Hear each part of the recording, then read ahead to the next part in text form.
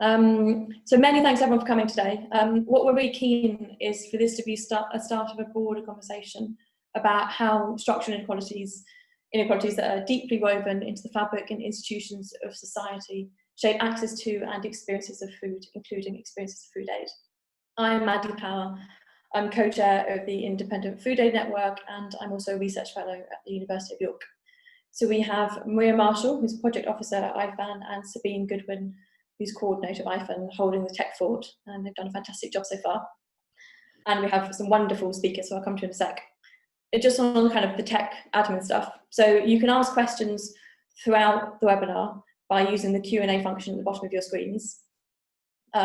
We have some questions that have been sent to us in advance, and we'll kind of integrate those into the questions when we answer the questions in the various sessions.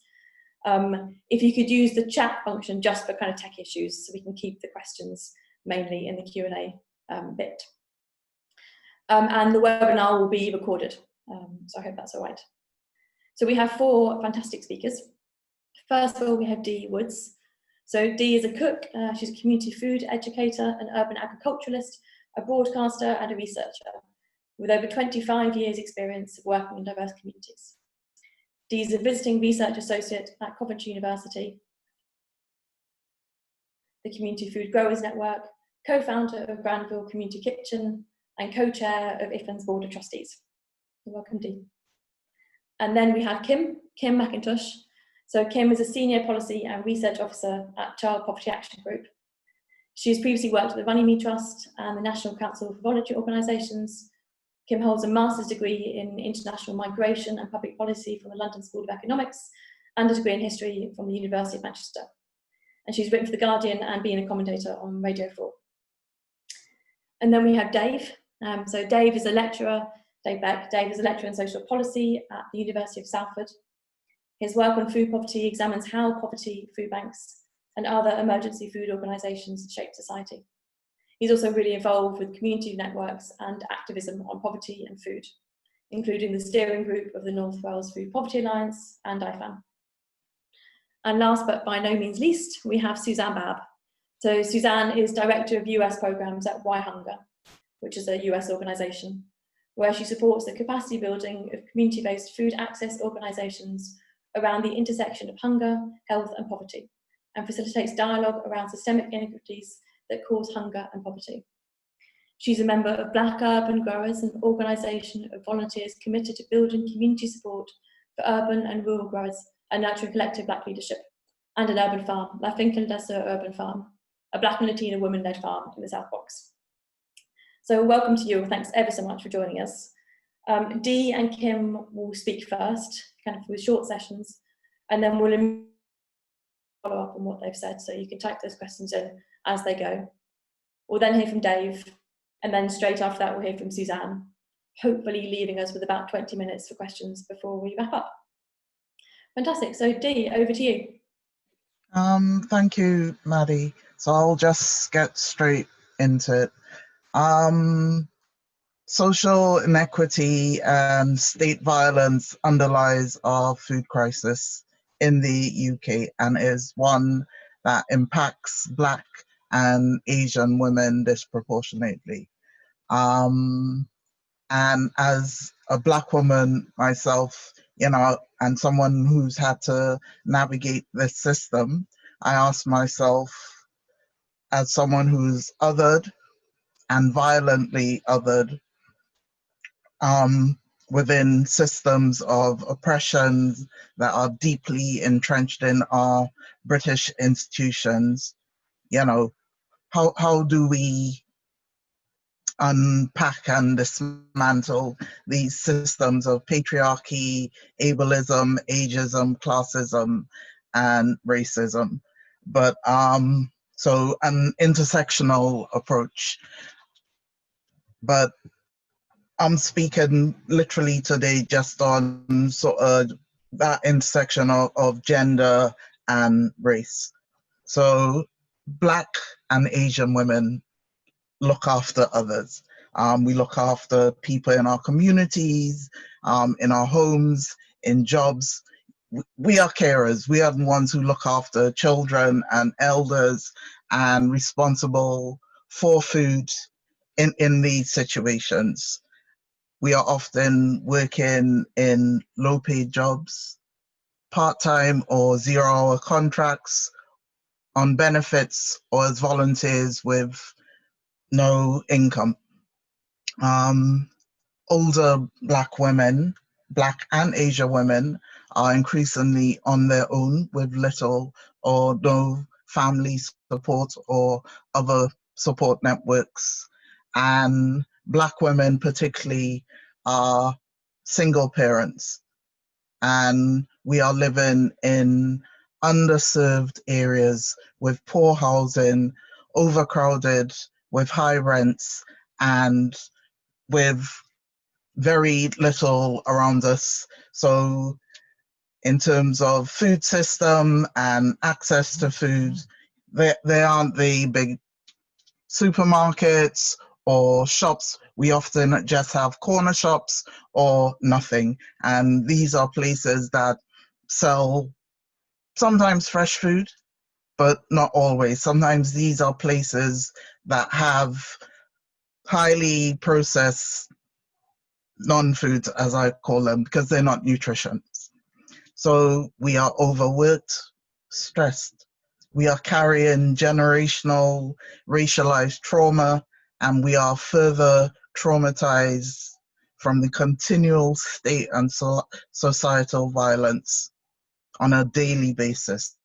And this manifests on what we eat, when we eat, if we are able to eat. It further manifests itself as health inequalities and ultimately in death. And during this pandemic, I have seen increasing numbers of Black women and some Asian women of all ages and from various backgrounds and situations seeking food aid. And it is disturbing. So my experience from Granville Community Kitchen over the last 6 months, we have dealt with young women from refugee backgrounds, older single women who have no one else. And as I said, it is disturbing. We've gone from probably sort of half of our people that we serve at Granville increasing to well over 700 people now, and majority of those people are Black and Asian women. And for me, that is disturbing, coming from just a small area in Northwest London, South Kilburn. Right, but this has a long background. Philip Alston, in his report in 2018, showed that Black and South Asian women were more likely to be in poverty and experience sort of low living standards. And this he put down to austerity and changes in public spending. The Joseph Rowntree Foundation, in their report in February this year, also reinforced that Black people are more likely to be in work poverty than white counterparts, with unaffordable childcare, falling benefit incomes, and rising housing costs as key drivers to economic inequalities. And I will add as well the hostile environment that we have, which has gone alongside the austerity in terms of policy and legislation that impacts on women in particular, be them in asylum seekers or refugees, or the Windrush generation and children of the Windrush generation. So what we have are these structural racisms and oppressions that just impact on us. And it means that we are marginalized, excluded, and underrepresented. And I'm not saying that, food aid is exclusive to Black and Asian women. You know, it affects sort of the entire population in terms of demographics, but we are overrepresented. And I think there is no research, very little research in terms of who leads that in terms of it being Black or Asian women. And without that evidence, right, that sound evidence base, then it can't inform policy change. And that's coming from me as someone, you know, who advises the mayor and works on policy. How can we change anything if that research isn't being done? So we're in this pandemic, and even during this pandemic, very little research has been done. The Food Foundation did some, but they weren't able to disaggregate that research any further. The GLA did some last year, and they did some earlier this year, and they were able to disaggregate that, and it showed the same pattern: Black women and South Asian women. So what are we as a community of people within the sort of food movement, within the poverty movement, within food poverty movement, what are we going to do to address that so that we could start breaking on these structural inequalities that are basically poverty and, yeah, thank you for my 2-minute warning, that are basically structural, deeply entrenched structural inequalities. And I'm a firm believer in working from below, but also working from above. So, and I know it's easier said than done, but we need to start building some sort of equity within our own organizations from below, but also trying to do that at all levels of government. Fab, thanks ever so much, Dee. That was fantastic. Kim, I'll just go directly over to you. Great. Hi, everyone. I'm Kim, and I'm Senior Policy and Research Officer at Child Poverty Action Group.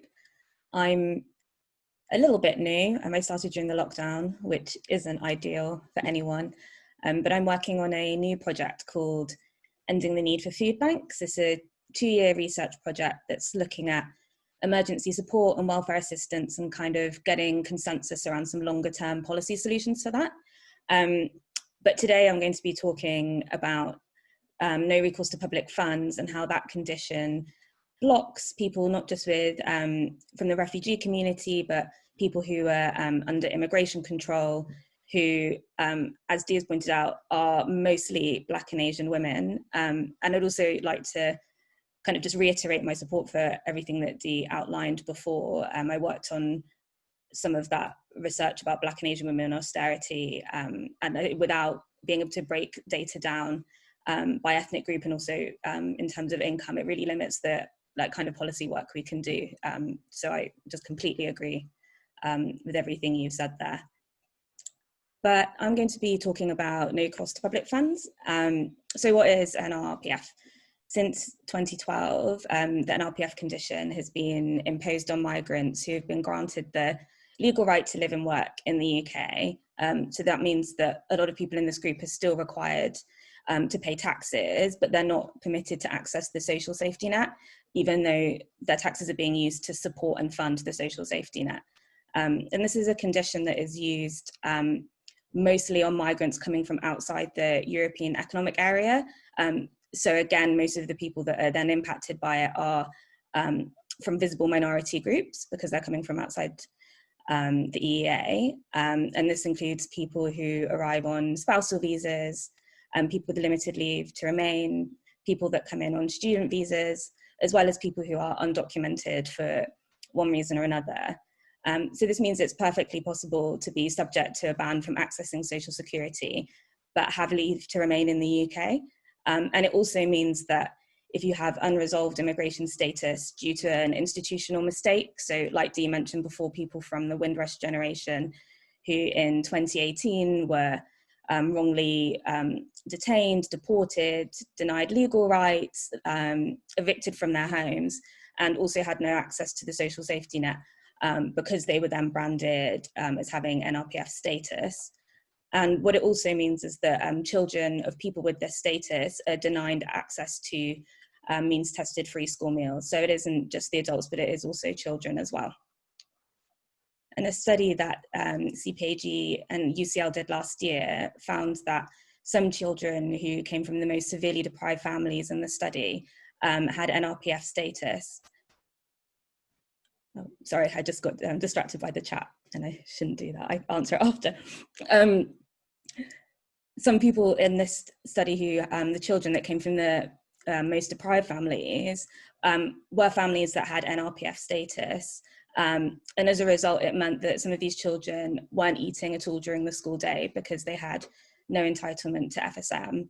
And some schools will fund the lunches for these children, but others don't, which then means that the children in these families are simply going hungry during the school day. And I'm going to read a quote from one of the children I was interviewed in the study from London, who's 14 years old, who said that sometimes you don't have enough energy, you cannot cope in the classroom, so you have to like try and rest your head for a bit.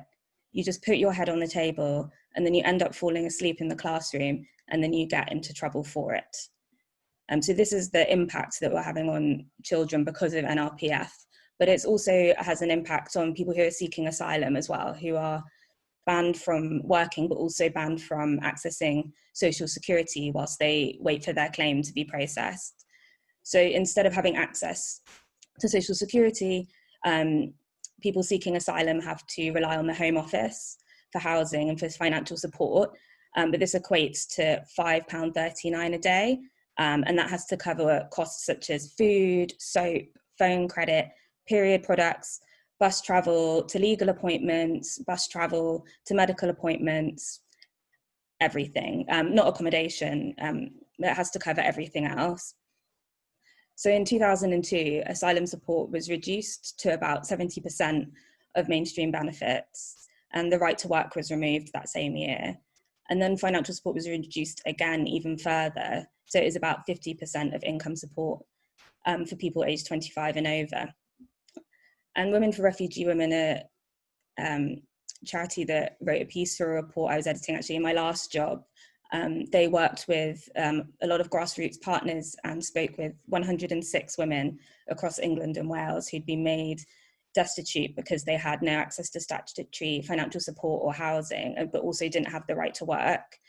And what they found when they spoke to these women was that they were hungry whilst they were destitute. They were relying on food banks, relying on charities, and relying on churches for their meals. And over a quarter of the women they spoke to said that they were hungry all of the time. And those that had children, half of them said that their children were also hungry all of the time. And almost half of these women also had to sleep on the streets, in night buses, on night buses, in telephone booths. And over a third of them who shared their stories said that they were forced into unwanted relationships that were often abusive because it was the only way they could access food or shelter. And we've seen this be exacerbated and made much worse during COVID, where we've seen the need increase exponentially. And some restrictions were lifted temporarily, which I'll get to in a bit. But it exacerbated the kind of insecure housing as well as access to food need, but also put barriers in as well that hadn't existed in the same way before. So for one, everyone was told to stay home, to save lives. But this was made difficult for a lot of migrants and their families who don't have entitlement to social security. So they were faced with the impossible choice of either going to work and putting others at risk as well as themselves, or staying at home, but staying at home without pay.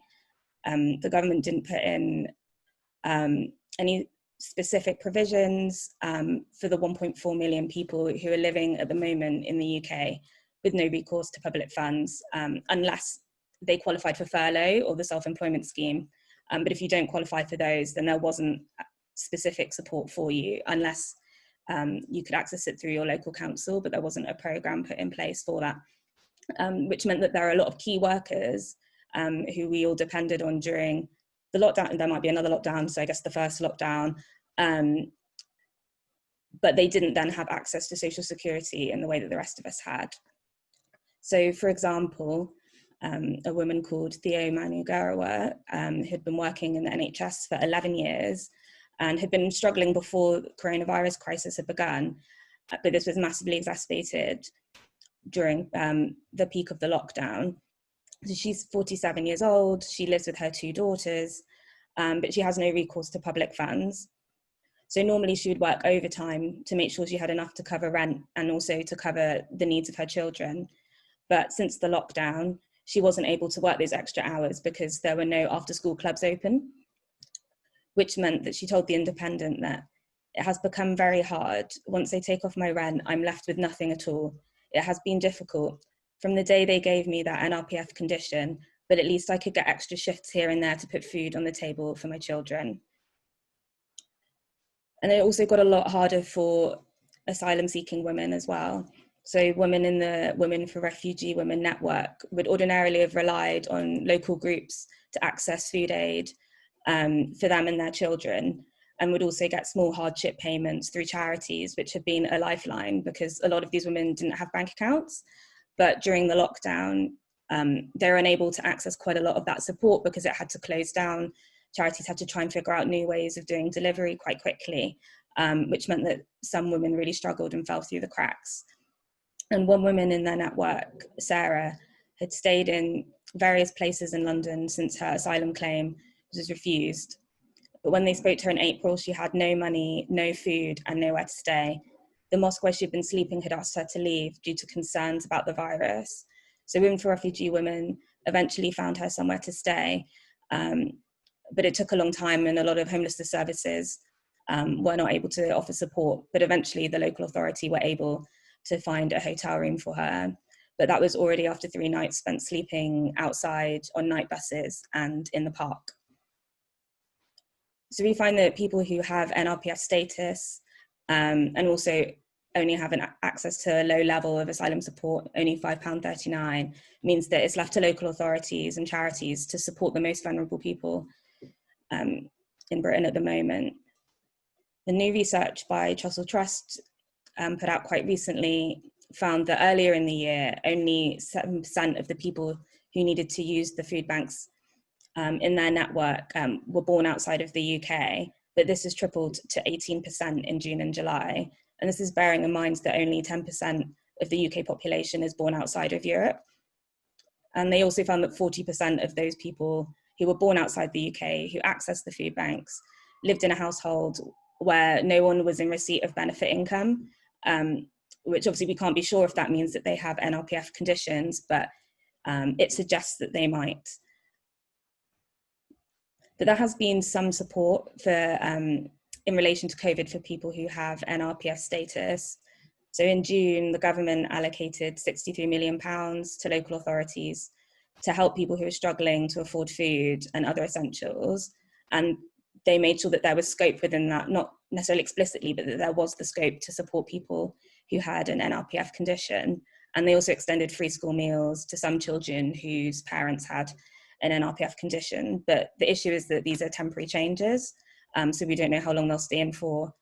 There might be a second lockdown. So I guess we'll see. But I think it's important to keep the pressure on the government to extend the extension of those provisions beyond lockdowns and beyond peaks in the R8. So what can we do? Both families with NRPF conditions and people seeking asylum are unable to access food aid for the same reasons, which is that they don't have enough money to live on and they don't have access to the social security system when they do reach crisis point. And our welfare system at the moment isn't ensuring a basic safety net for everyone if they become ill, if they become disabled, or if they fall on hard times, which is only going to become more and more common as we see kind of this tsunami of redundancies coming, potentially, like most likely, another lockdown. And people are still being barred from support. But then on top of that, Some local welfare assistance schemes and some local authorities are also barred to people who have no recourse to public funds. So again, the place where if you do live in a local authority which has local welfare assistance, if you have an LPF, you might then not be able to access that either, which again is pushing you towards charities to help the most vulnerable people again.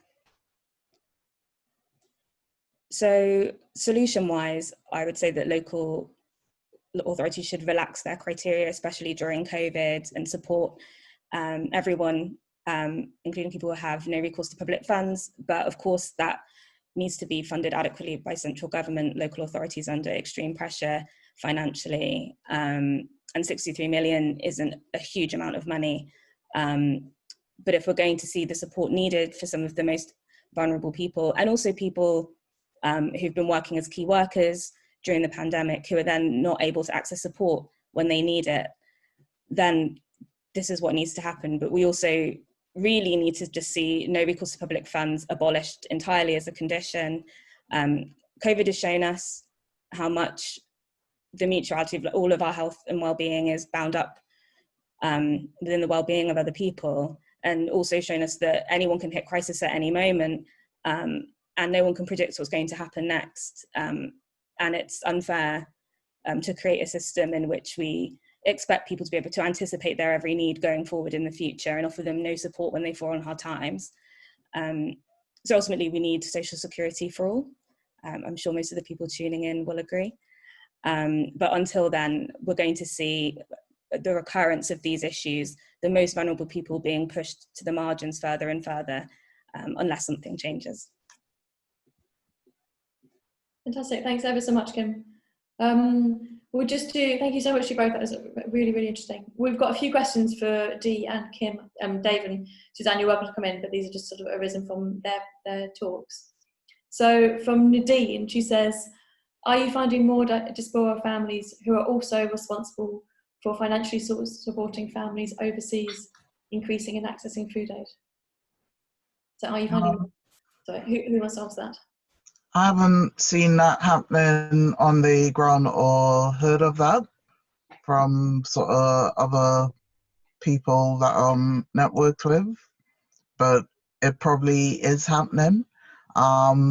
What is happening though is an increase of people in those no recourse to public fund conditions, sort of accessing food aid or being turned away for food aid from some food aid providers. And to me, that is worrying because we are not border agents. No food aid provider should be border agents. This is about humanity and human rights, and everyone has a right to eat. Yeah, I second that. I haven't, I know that there are definitely more like ethnic minority people accessing food aid, and more people with no recourse to public funds, and there's an overlap between those groups, most likely. But I don't know if they're also supporting people in the diaspora, but it wouldn't surprise me if they were. But it's fantastic, just sort of in some ways following up there. So Sue Lloyd says, is there a way of knowing who those are with NRPF status in our own communities? Is this information available anywhere? Unless someone declares that, we don't know. At least from a food bank and food aid provider perspective. And, you know, I think it isn't, yeah. All right, we need some sensitivity in approaching this situation in how we gather evidence and how we record it so that we can address it, basically. Yeah, it's something that is much more difficult to determine than, say, asking someone about their ethnicity or, you know, whether they're in receipt of benefits or not. So it has to be sensitively asked, but it's not, as far as data, I'm not aware of sources where you can go and just find out without like specifically asking the individual, and then you'd have to be quite careful about how you did that. And also not, if someone is undocumented, then again, there's a whole nother layer of sensitivities there. We had a question from Elaine Swan that was sent in advance, and just sort of picking up on the kind of potential second wave of COVID and lockdown stuff, really. She asked, how should we ensure that minoritised groups such as women of colour, people living in food poverty, don't take on the extra burden of don't take on the extra unpaid burdens of community food work if we have a second wave? I'm not sure how to answer that, because we are the ones who actually do it. We know our communities. We're the ones who can access our communities and know who needs support. And I think in terms of relieving that burden, it might be around sort of paying people for their time. But then that means very small groups and charities and organizations trying to access funding, which is extremely difficult. But yeah, very difficult to avoid that, I think.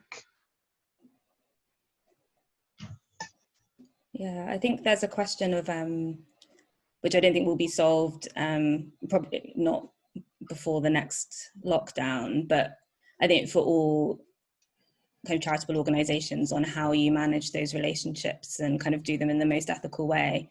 And I think that paying people for their time is a good way to do that. But it isn't something that is easy to get funding for. And it has to be prioritized by the organization. And I think when the demand is so high, I can't envision it happening before the next lockdown. I think it's a longer piece of thinking and work that not just the poverty sector, but I think actually the whole charity sector needs to engage in. We've had just a question from Nicola, sort of getting on that idea of responses, was what do you think of the idea of lobbying local councils to adopt a food security policy? I'm wondering whether to push for this at my local council, and would like to hear from panellists whether it's a useful avenue. I am hoping it will help to join up the fragmented food activists, food banks, charities doing food, cooking and local authority, and really come up with a coherent strategy. What are your views? I think it is a good idea, and it is something that we're working on in Brent, for instance, but we need to understand that food insecurity is not really a food system issue. It is a social security and economic issue. People cannot afford food. That is the main barrier. The second barrier is the actual physical, access of food. So, which is a planning issue and sometimes a food system issue in terms of who controls the food, who controls the markets, where that food comes in from. So in terms of creating alternatives to that system, yes, a local authority can impact sort of measures there, but it has to be central government at the end of the day. But that shouldn't stop you from sort of lobbying your local authority. I mean, we're doing it, so. Yeah, I don't have much to add to that. I can only echo that it really is a money issue, and central government reform is what's really needed. I don't want to say that to discourage you from interacting, engaging with your local authority, trying to get some change there. If they have a local welfare assistance scheme, maybe seeing if they are open to people with, for example, no recourse to public funds.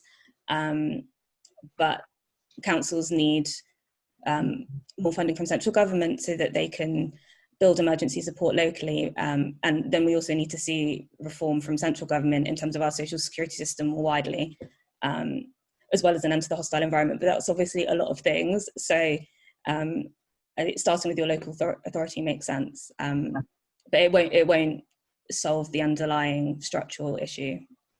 And to echo what Kim is saying about local welfare assistance, we should be lobbying our local governments for cash first local welfare assistance schemes. All right, so rather than giving money to charities, right, we give people money, and that should have no borders as well. Completely. So Heather Alford, kind of on that note, asks, are there examples of good practice in other countries who have dealt with these issues better during COVID?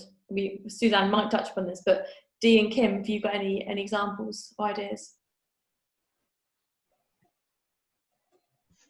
I know in Scotland, where IFAN have been working, we've sort of managed to push sort of the cash first local welfare assistance schemes.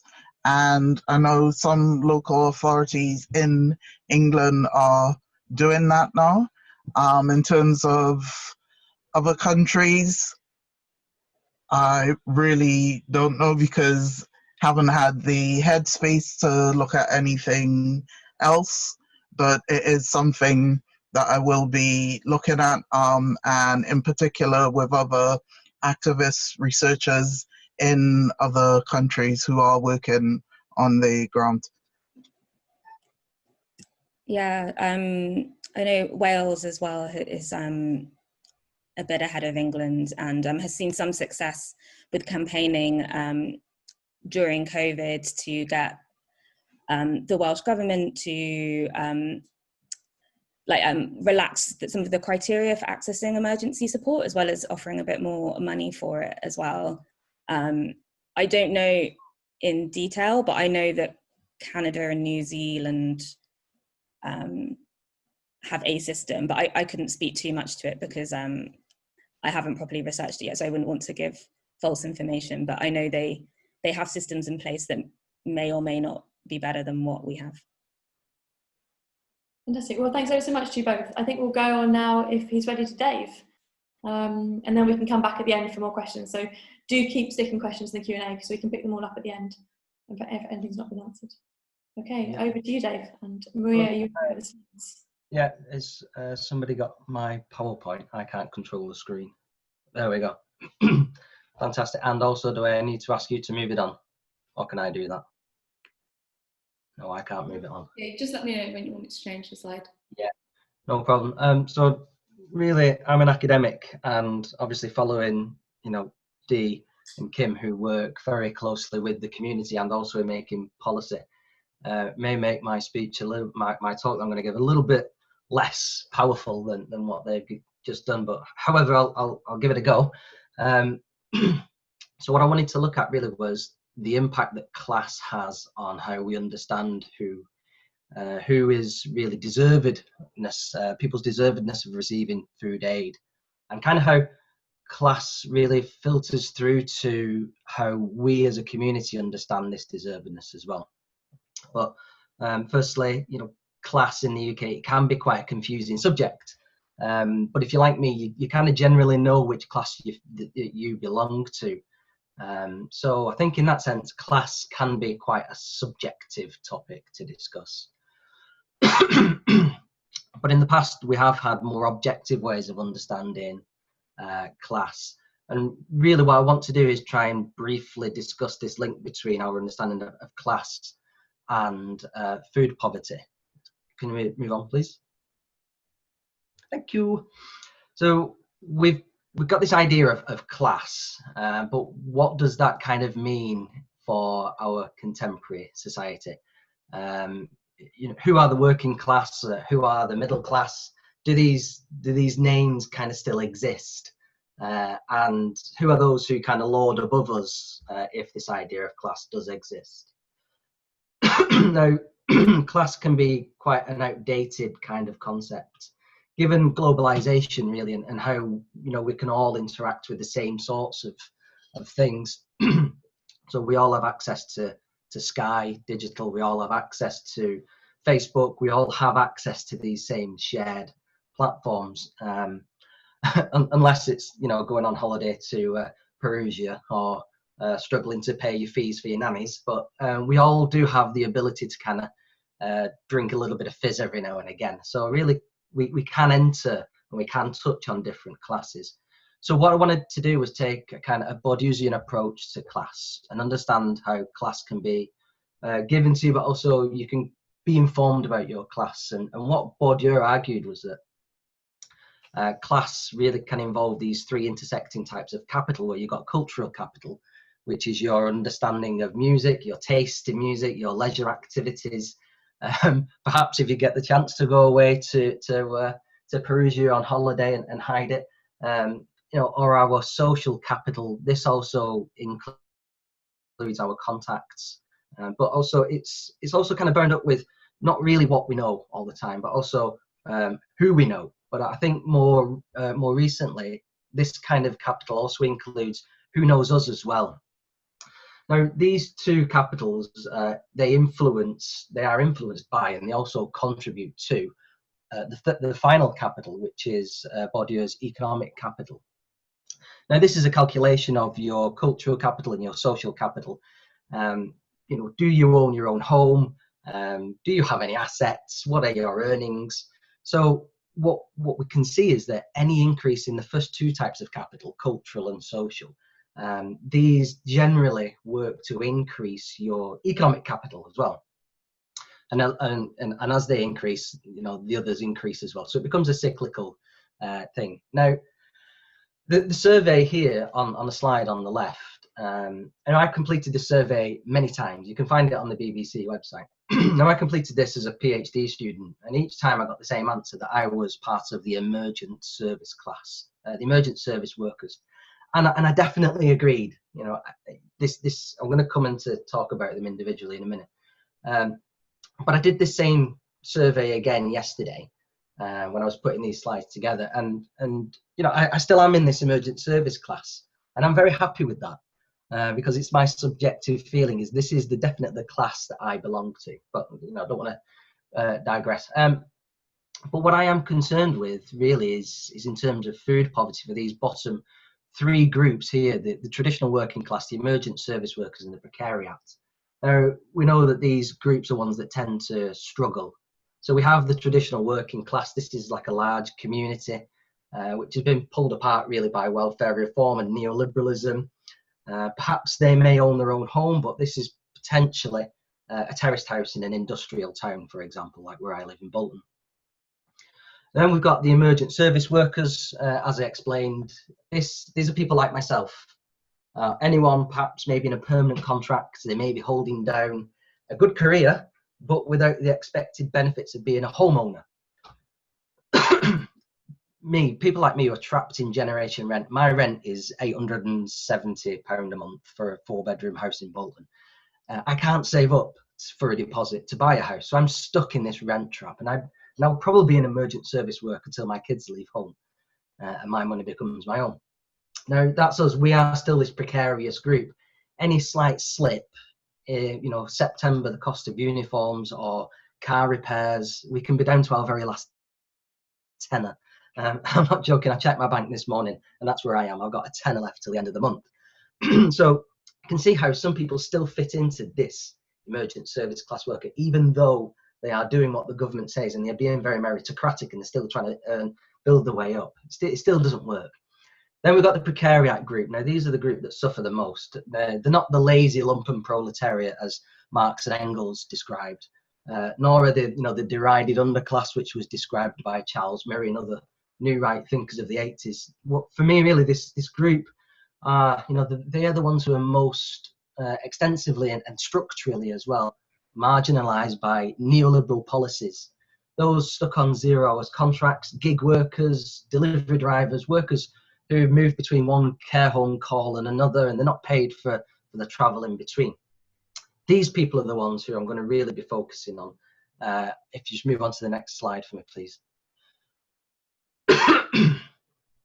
Now, unfortunately, and typically, as for a sociologist, I'm going to focus on the working class. And the working class, these are people who tend to support each other. Now, we know this, and this is nothing new. But what we see is that working class communities, they are the ones who overwhelmingly donate to food banks. And they do this out of the goodness of their own hearts. as opposed to the supermarkets who also contribute, but really for me that's part of their corporate social responsibility. The neoliberals, so rightly or wrongly, I'm going to class these people as any working class person who did well under Thatcher and Blair, and then they decided that they wanted to leave the working class behind. They tend to have a new right neoliberal view of their former comrades. It kind of draws on this deserving and undeserving mentality. Now, what for me is evident in this position is arguments such as, well, if I can do it, if I can get myself out of poverty, then so can you. Pull yourself up by your bootstraps. That kind of rhetoric. And what we know is that this completely ignores the structural drivers of poverty and kind of assumes that poverty is anything but structural. It assumes that poverty really is, in effect, a personal failure, or perhaps a defective personal characteristic, has been described by Rutger Bregman in his fantastic talk on TED. We know that poverty isn't, driven by the agent. Poverty is, in fact, structural, and it's a failure it's this failure that's been allowed to continue under these neoliberal policies since the late 70s. And I think that it's part of this blaming the poor mentality. And as we've this was kind of ramped up during the 2010 general election, and thereafter by the coalition with political dog whistling of people who hide behind the curtains whilst their neighbour goes off to work at the early hours of the morning, and calls of scrounger and shirk attitudes, which were pursued and encouraged as well, really, by the architects of this system. We've got now Cameron, Duncan Smith, George Osborne, to name but a few, Edwina Curry. Now this kind of served to set the relatively poor against the other relatively more poor, and TV programs, kind of helped this along the way as well, and kind of normalised it with Benefit Street, Can't Pay, We'll Take It Away, Jeremy Kyle. They kind of normalised these attitudes of working class communities, and they did so much damage. But this is really kind of this is what the neoliberal political elite want, I think. They need to create this division in working class communities because we are the largest electoral body. So, what they want then is to pull us apart so that they can create demagogues. And, we see now the rise of populist politics kind of emphasize this. Can we move on? So, however, I think as this pandemic has brought some people closer to the brink, and as many people were made unemployed or placed on sick or placed on furlough, what we see is that there's been a rise in unemployment figures. Sorry, my slides have kind of cut off the numbers here, but this was from the ONS, and we're at 4.1, which is a very high peak now of unemployment figures. What it also did was that it kind of exhumed and heightened some of the nastiness and the neoliberal attitudes of some people within our society, especially within working class societies and working class communities. And unfortunately, what this pandemic kind of unearthed, for me, when walking around the supermarkets and having a look at the shelves, was this further extrapolation of the argument that, well, I'm all right, Jack. These attitudes were within a generally neoliberal population, as really they kind of sought to look after themselves. Supermarket shelves became emptied with bread, tampons, pasta, toilet roll, soap, everything that people could take that they could store and hoard, they kind of did.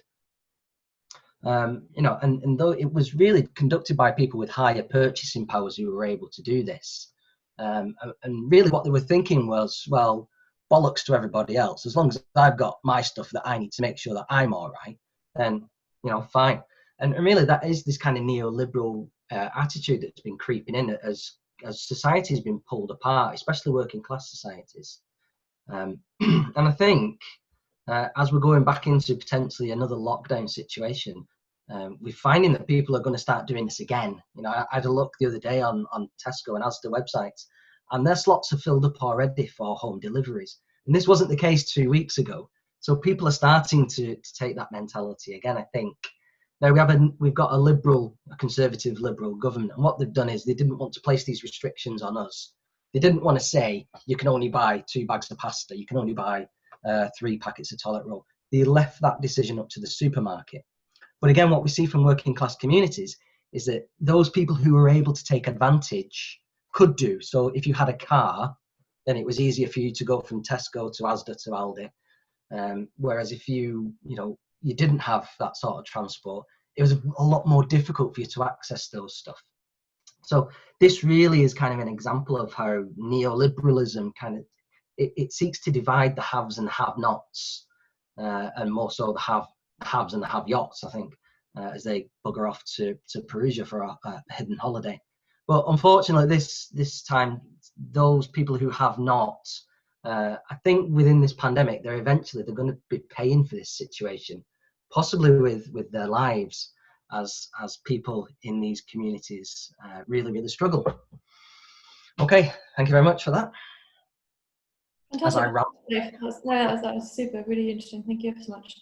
So we're straight on to Suzanne, and I think Maria's sharing slides again. Great, thank you. So I'm going to talk a little bit briefly about some of the structural inequalities in the US that created poverty and food insecurity, but I want to focus a lot on the solutions that we've seen from our partners.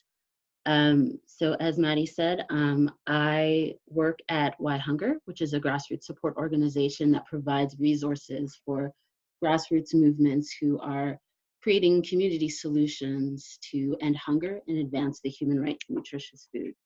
I co-direct the US program, which is really focusing on transforming the charity response to hunger, supporting Black food sovereignty, and supporting economic justice initiatives. Sorry, next slide, please. We also have a global movements program that supports a couple of social movements that are really working to advance the goals of food sovereignty and the basic rights of food, land, water, and sustainable livelihoods. And we run a hunger hotline where folks all over the US can call to access food resources in their area. Next slide, please. And so if we're talking about structural inequalities in the US, they're really mainly a result of racist policies and practices that have resulted in generations of poverty and food insecurity for people of color. And policies not only apply around the food system, like other folks have said, in other areas like housing and in education as well. Next slide. And so we can't talk about structural inequalities without addressing what's called the initial historical insults in the US. And when we're talking about those, we're talking about the murder and dispossession of Native Americans since the beginning of the 15th century, and the kidnapping and enslavement of West Africans into chattel slavery. And it's important to name these because so many policies and practices that have followed and exist today are iterations or adaptations of these practices. And the beliefs and values around people of color stem from here. Next slide, please. So I'm just going to highlight a few big areas of structural inequality and where people have been discriminated against, and that's impacted their ability to generate wealth and has impacted their levels of poverty and food insecurity. It's a very small list, but I think it's important because they connect a little bit to the solutions that I'll be talking about. So the first one is land dispossession. Malcolm X said, land is the basis of all independence. Land is the basis of freedom, justice, and equality. And in the US, in the history of the US, there have been many examples of land dispossession of people of color through fear, intimidation, and violence, and has led to huge amounts of land loss, particularly of Black and Native American communities. And this results in a loss of independence and self-determination, and also thinking about a lot of the folks who own land also grew food for their communities. So it decreases that ability to have good food within our communities. When we're looking at labor policies and low-wage employers and income inequality, there have been good policies around labor in the US, but they have often excluded sectors that have primarily workers of color. And that has decreased their ability to organize and form unions, and there are no regulations in terms of their working conditions. And we live in a capitalist society where it's important for the few who are making money to keep wages low. And that happens here in the US as well, where Black and Latinx folks really take home minimum and sub-minimum wage, earning as little oftentimes in the food chain, can often earn as little as $2.13 an hour if we're looking at wait staff in restaurants. And even though people of color predominantly work in a lot of these low wage jobs, when white men are working in these jobs, they often earn more than all race and other gender groups. So men of color will often earn, 20 to 40 cents less. White women will earn about 63 cents less. And then women of color can earn as little as 50 cents to the dollar. If we're looking at housing and education policies, in 1934, there was the National Housing Act, which helped to insure mortgages for people, but it was predominantly for white people. About 2% of people of color were able to benefit from that. And that was purely due to racism and discrimination. And what happened is then you have folks who have lost this generations of ability to move into the middle class and accumulate wealth that they can use to pay for their children's education, to support their parents, and bequeath wealth to their children after. And so what happens oftentimes is that because they have a lower tax base, because folks were not able to insure mortgages to buy houses, is that that's less money that's available then to support neighborhood schools, resulting in a lower quality of education. And I think that what supports all of this is narrative. Dave talked a little bit about it. Even though we've talked about the policies that result in the lack of wealth accumulation, the narrative is really about blaming individuals for their problems and framing it as an individual failing instead of the policies that have denied economic opportunities, particularly for women, for immigrants, and for people of color. And not only that, there are other narratives that perpetuate racial stereotypes, like the welfare queen, that is a particular racial stereotype around Black women that creates these general assumptions about the inherent flaws of whole racial groups. I see that I've forgotten to talk about food apartheid in neighborhoods. A term called food deserts is usually used, but a lot of the food justice activists like Karen Washington and Leah Penniman use the term food apartheid because it really hits on the intentional nature of this food landscape where 30 million Americans don't have access to a grocery store or a source of healthy food, but are surrounded by an abundance of unhealthy, cheap processed food, which results in disparities in the rates of chronic health diseases like diabetes, high blood pressure, and high cholesterol. Next slide, please. And so as a result of all of these policies, we see these statistics where we have last year 35 million people struggling with hunger in 2019, but you're seeing that these insecurity rates are not equal for different racial groups. Where you see Black households are 19% experience hunger, 15% for Latinx folks, compared to 7% of white households. I know with the pandemic this year, it's increased the amount of people who are experiencing hunger because of the lack of jobs, but the disparities still continue to exist. Where in a recent survey, 20% of Black people were reporting not having enough to eat, 19% of Latinx people reporting the same, compared to 7% of white people. Next slide. So the kind of philosophy that Why Hunger is seeing and takes is that the people who are suffering are the ones who get to define success. The power really lies in the grassroots. Those who are most impacted are those the ones who have the solutions. And often what's missing is the resources to implement them. And I want to say that solutions are multi-pronged and multifaceted and can look different for each community. But I think at the base of all of them is movement building, because movement building creates social change and it supports the work of grassroots organizations. And so I think one of the solutions is really building the collective grassroots power.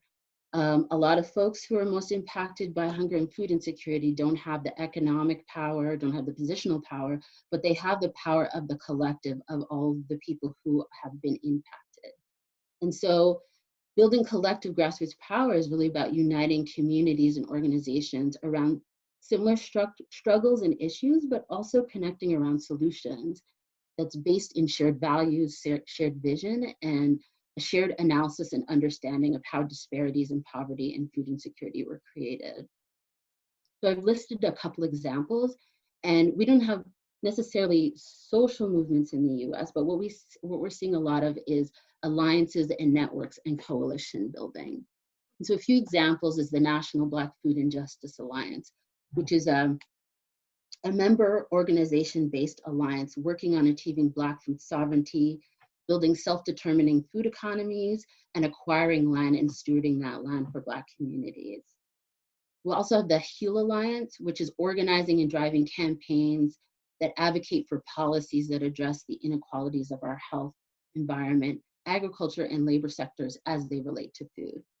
And then we also have Closing the Hunger Gap, which is a network of emergency food providers and anti-hunger organizations that recognize that charity and food distribution are not going to end hunger, that they really need to shift their work towards the root causes and ground their work in justice, as well as use their collective voice to challenge the dominant narrative around hunger and support grassroots efforts as well.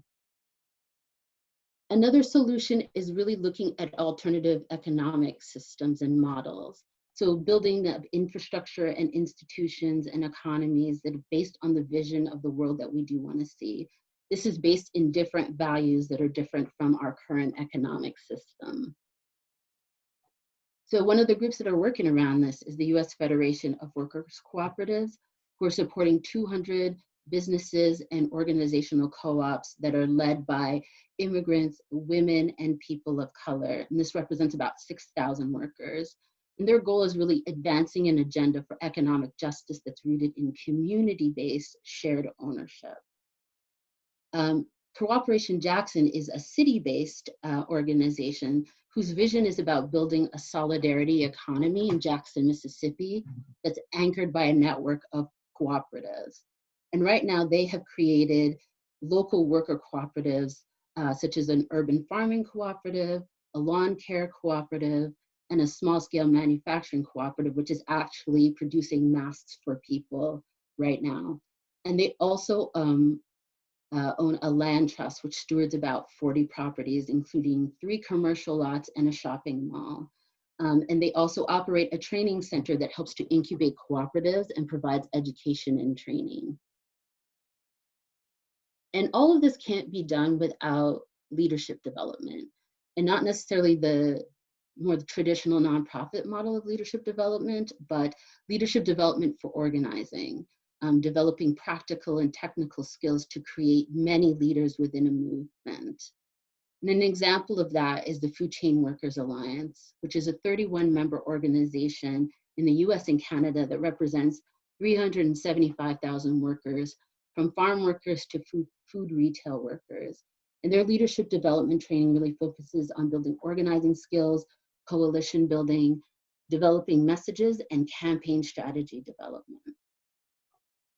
And another group that's working on leadership development is Soulfire Farm, which is a multiracial farm in upstate New York that is training Black, Indigenous, and people of color beginning farmers, but it's grounded in healing, recognizing that we've had land that's been taken away from us, and there are painful experiences connected to slavery and working the land for other people, and that part of that training requires healing and also connecting to our ancestral and cultural farming practices. And so that grounds the training in liberation and self-determination. Next slide. And what is equally as important as the grassroots work is the policies that support that, but policy development that is based, again, in values that support people and the planet. And not only developing these policies, but once, if they get passed, making sure that they're properly carried out and enforced. We're not seeing too much of that at the federal level, but we are seeing this at more local and state levels. And one example of that is the Maine Food Sovereignty Act, which allows municipalities around Maine to regulate their local food systems. So everything from production, processing, consumption, and direct producer to consumer exchanges. All of the food involved in that food system except for meat and poultry. And this policy has really come out of years of advocacy and organizing work from small farmers in Maine. Another example is the Michigan Good Food Charter, in which is a collaboration of academic institutions, community organizations, farmers, and economic development organizations that have created a set of policy priorities for an equitable and sustainable food economy for local communities within the state of Michigan. That hasn't been passed yet as a policy, but that is the step that they're working on right now. And just like I talked about narrative in terms of the structural inequalities, narrative change is a really important solution that I think goes through all of these solutions, because it's really about how you frame the problem is how you frame the solution. So really looking at what are the dominant stories around hunger and food insecurity, and how do these stories help to perpetuate it? Who do they blame? Who do they cast as heroes and villains? And who are the storytellers? And once we've identified that, looking at how do you dismantle these dominant stories? How do you tell the true stories? How do you uplift true solutions? And then how do you create as much meaning around the true solutions as there is around the dominant story? So I'll stop there. Thank you.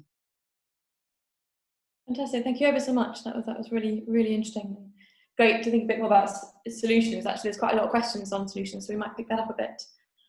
We've got a question from Katie Gordon. Does the panel have any hope that the crisis and the way that it has exacerbated and highlighted the fundamental structural issues will trigger society to build back better and start to address these issues? Whoever wants to answer that can go ahead. Dave. I think a solution, something that I'm writing about at the minute, is a basic income. I think one thing that I'm seriously considering is trying, I don't know how, possibly through friends in CPAG, but to try and influence government decision on basic income. I think the more that they try and open up things and encourage people to go out to work, and they notice that this has seriously messed things up again, just give people a basic income, let them stay at home. If I had extra money, trust me, I'd spend it. The economy would keep going. We can see that people having extra money, or people having money and being locked down and being able to play on Amazon, gave Jeff Bezos £13 billion in one day extra profit. Trust me, if working class people had extra money, we fucking spend it. Sorry for swearing, but we would. Basic income, I think, is the roots out of all this. Anyone else? Kim. I am cautiously hopeful. I think there is something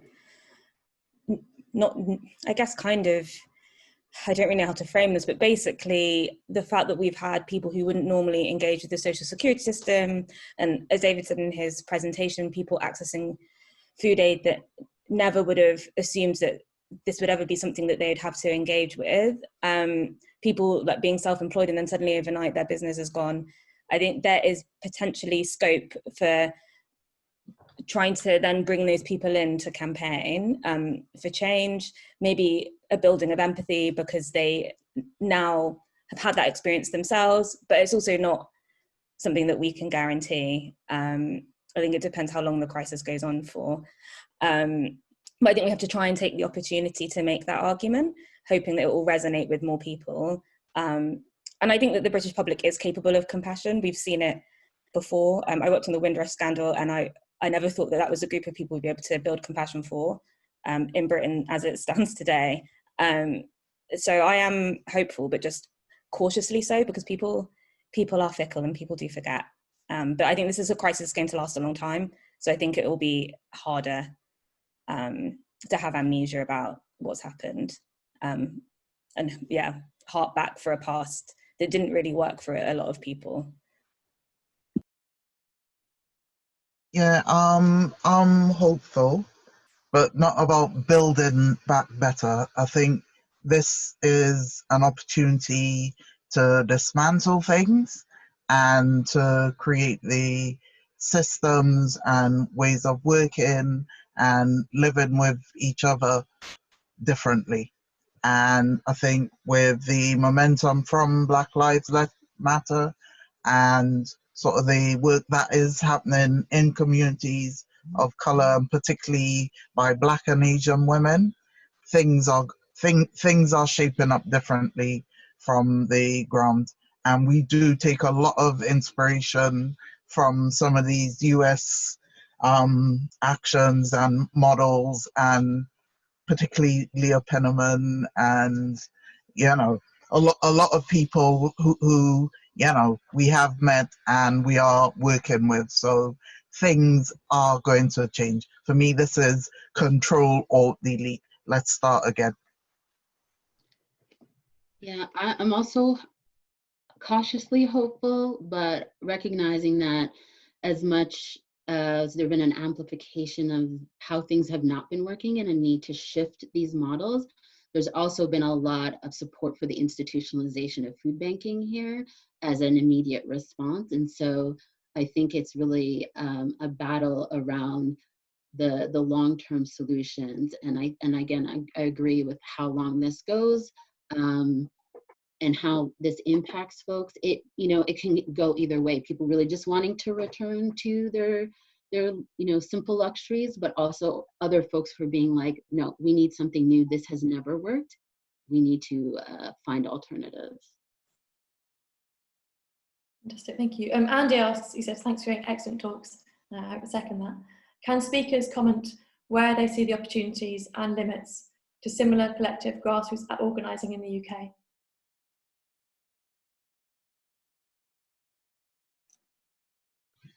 So I just touched on sort of like the inspiration from sort of US organizing and capacity building. So there definitely is that around narrative change, particularly within the food movement. There's also work around land and access to land, in terms of like people's food policy, sort of land in our names around food and farming and access to land for that. So there are things happening already, and they are building momentum quite quickly as well.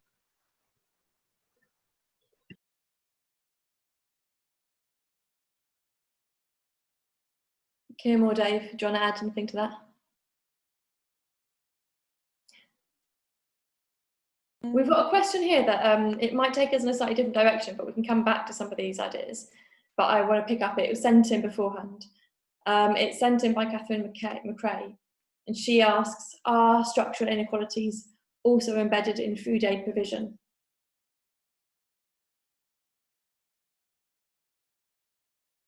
Who would like to answer that? I can. Thanks, Dave. Yeah, I do think that structural inequalities are embedded within food aid provision. There's a normalisation process that happens, and I think the more that food banks become normal, the more structurally people become displaced from being able to access what in the 1940s we all agreed that everybody could access, which was an effective social security system. The structural inequalities that become embedded in it is through this normalization, when really we create a separate structure for individuals who somebody deems to be less deserving of welfare. So perhaps that goes some way to answering the idea of a new structural approach to deserving and undeserving. And again, I think it goes back to what I banged on a lot about, was neoliberalism creates a different structure for those who've not been able to make it. Yeah, I think here in the US, it is a very top-down industry where you have Big Feeding America that gets a lot of funding from corporate agribusiness, which are the same businesses that are paying people low wages and forcing them to use food stamps, that are giving them food and the donations that get sent across the country. And I think that influences what people are advocating on. They're advocating, you know, for SNAP and these other kind of federal nutrition programs, but they're not advocating around wages or other kind of economic policies because they don't want to lose those donations, and those corporations have all of the power.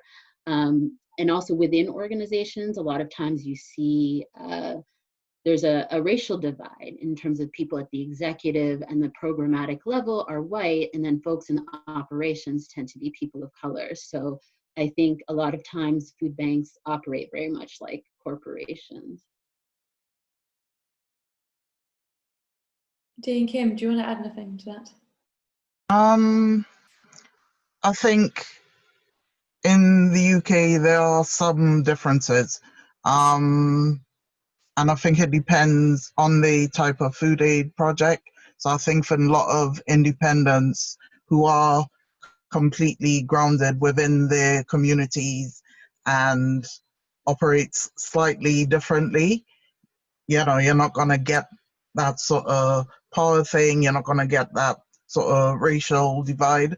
And I mean, you know, especially for us at Granville Community Kitchen, and we are cooperative, we've operated, you know, in a completely participatory way and, you know, in a completely liberation sort of manner, and involving people at every step of the way, and, you know, having people being part of the change. So for us, food aid is just a part of what we do, but it isn't our end goals.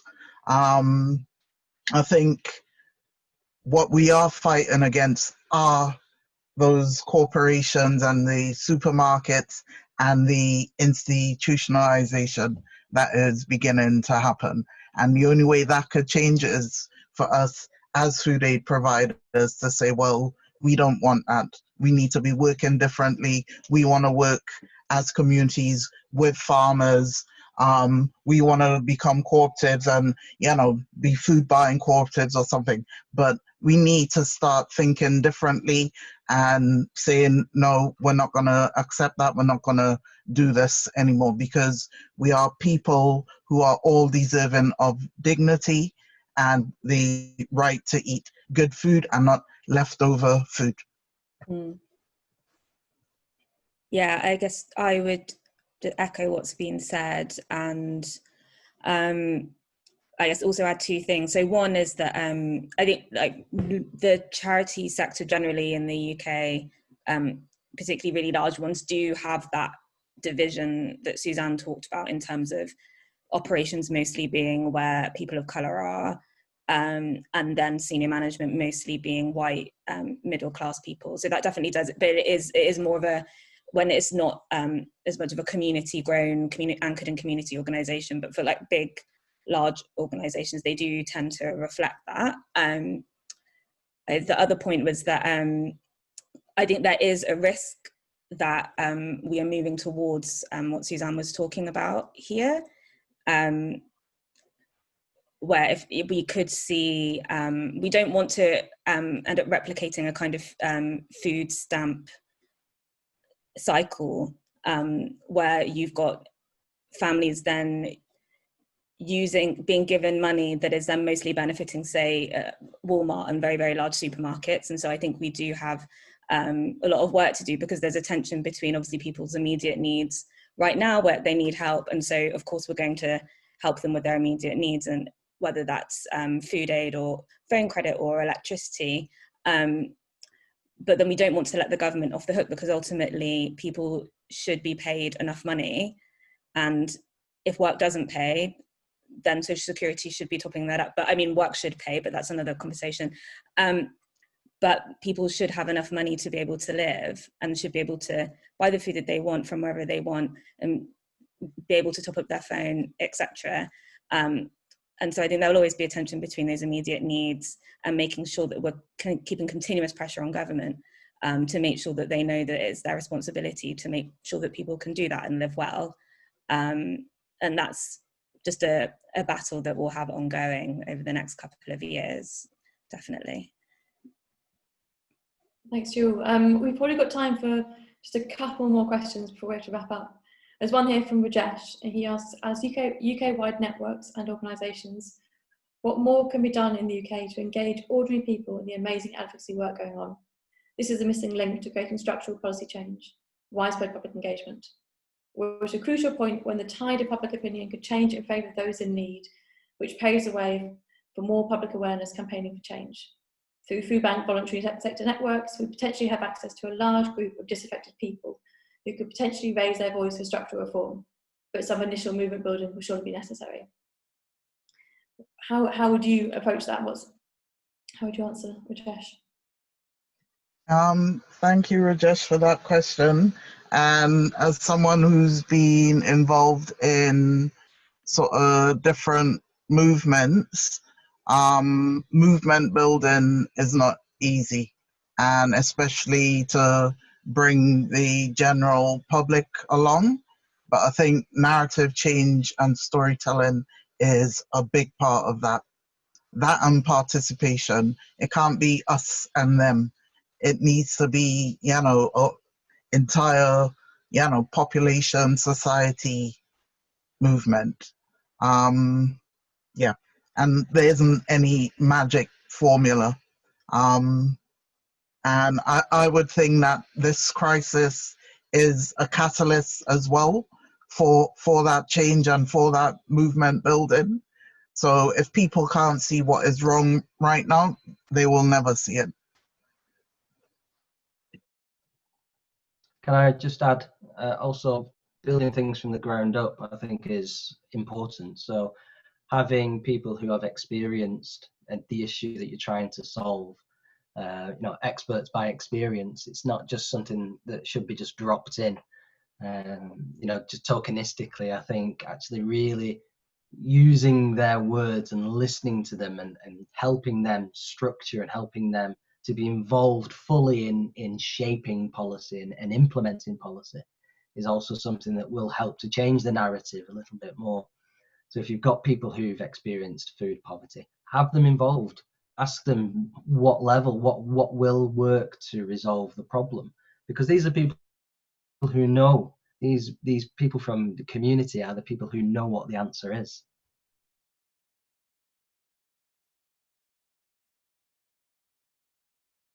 Anyone else, or should we go for one more question? Right, we might do a very quick one. This came on an email, but I think it might be particularly good just in this context about structural inequalities can sound very academic. And the question is, how do we effectively communicate about structural inequality to the public to raise awareness and reduce stigma? How do we get across what it really means and its power?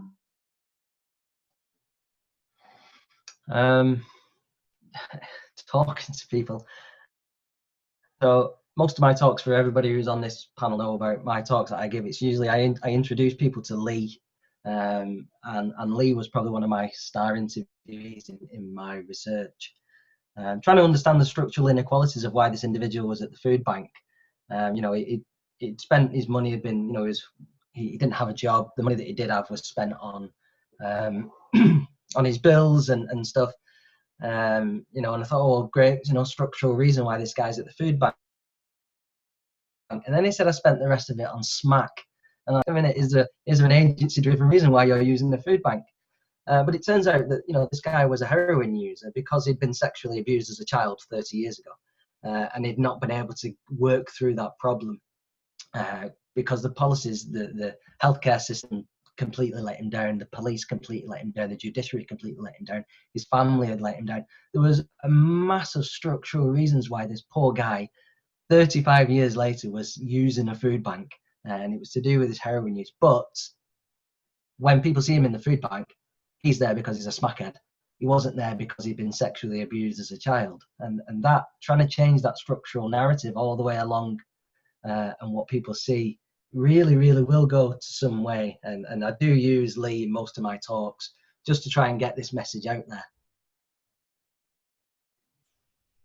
Yeah, I would agree with storytelling, and particularly people telling their own stories in a shared experience with other folks in a way that's not tokenizing. And I think something that can also be a mix between maybe some of the academic policies and personal is sometimes what we'll do is a timeline with folks. If at a time when we're in person, or maybe we can do it over Zoom, is doing a historical timeline and then asking people to place their own family on that timeline. You know, what are the policies, what are the experiences of themselves or their families that have been impacted by that? Because it helps to drive it home and make it personal and land in people's own experience.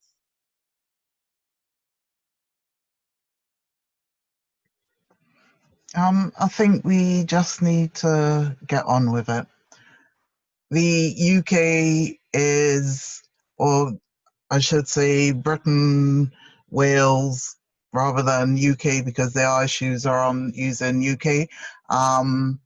We need to skill up. We need to, build our knowledge. We are way behind the US, for example, in terms of discussing these things, in changing systems. We are way behind, and it starts with our history.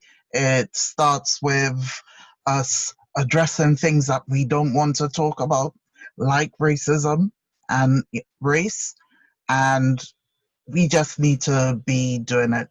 I think now is the time of reckoning.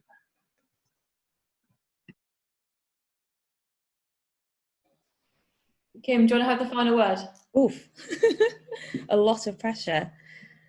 I was just going to also reiterate the personal story, personalizing issues and having those resonate with the public. And I was thinking about austerity as an issue that was extremely popular in 2010, but at least from my view, became less popular because people campaigned, but at the forefront of those campaigns were people telling how austerity impacted them personally and their families and their children, and that those stories repeatedly again and again and again started to move people, combined with the fact that people's lived reality was incongruous with what they were being told was happening, that everything was fine. But I saw that as a success of how using stories could change and move public opinion over time. I think we have an opportunity to do that again at the moment. And I think definitely in regards to race and class too, where as discomforting as it is, and as much as there is a backlash, there is much more willingness to have those conversations publicly. And so I think we should take the opportunity that we have to do that. Thank you. Many thanks so much to our wonderful speakers, particularly to Suzanne, who's got up in the early morning to do this from the States. And thanks to you all so much for coming and for asking questions and contributing and to contribute to the chat as well. We're really keen for this to be the start of a much broader conversation about this. So please do keep in touch, and you can email IFAN, which is ifan.uk@gmail.com, just with any thoughts or comments. And we'll put the recording up online quite soon, and we'll also pull together a short briefing note, and all the panelists hopefully are going to kind of maybe contribute to that in some way. So massive thanks again, and just, yeah, goodbye and take care. Thank you.